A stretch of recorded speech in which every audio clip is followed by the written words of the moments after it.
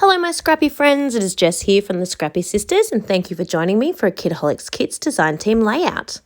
Now for this layout I decided to work directly onto that beautiful 12 by 12 wooden star background that we received in the kit.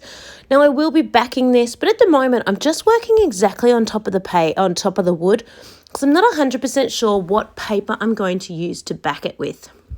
So you can see I've got these two super cute photos of my son dressed up as a dragon, looking very cute if I do say so myself. So I am just layering up all my different ephemera pieces that I pulled out of the ephemera pack from the No Limits ephemera that we got in the kit. I absolutely adore this collection. I am super a fan of Coco Vanilla Studios anyway, probably my favorite designer. And because I have boys, whenever they bring out a boy collection, I go all giddy because I do love them all. And one thing I do particularly like about her collections, Zoe's collections, is that they're so easy to mix and match together as well. So now I've got a few leftover bits and bobs of some of her other collections that I brought from Steph in the Kitaholic Kits store. I can throw these in with my No Limits collection and they'll all mix together really quite well.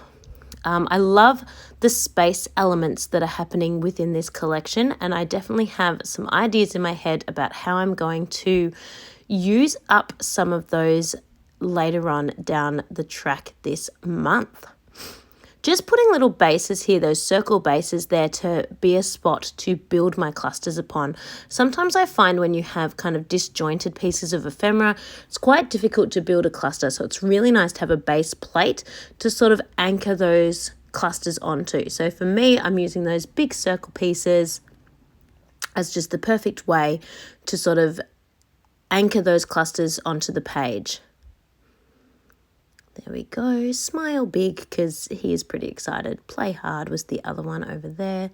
And then, yeah, just adding in those little stars. They help to fill a little bit of the blank space and they really support that imagery that's happening with the rest of the wooden ephemera. Sorry, the wooden 12 by 12. So I'm just sticking this on using my ATG tape gun, and I've just pulled a green sheet of paper from my stash. The reason that I did this instead of using a piece of paper from the kit was because I wanted one in a little bit more of a bright green to match the dragon background. And I also didn't want to quote unquote waste one of the beautiful papers that was in the collection. So I've just done that, and then I'm pulling out the Novu drops that we got in our mixed media kit. And I am really carefully doing some teeny tiny drops inside some of the stars. I'm doing black, and I'll also go ahead and do some white a little bit later as well. Now this took a little bit of time. It was a little bit fiddly, and it's important to go slowly so that you don't I wanted to try and keep my dots as the same size as I could, and also you didn't want to kind of drag the color across into the other one. You wanted those dots to be isolated dots on their own.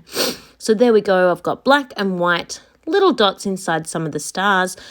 Then I'm putting on some splatters in black, white and gold, and I'm finishing this layout off with a few enamel dots that actually came in last month's kits, but the color works so beautifully.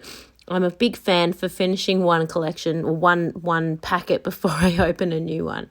So there are my close-ups. I also made the title off screen, but I used the really cute stickers that came in the kit and some thickers from my stash. I hope you have enjoyed watching this layout and I've inspired you to use that 12 by 12 wood veneer, and I can't wait to see what you come up with this month. See you all soon. Bye.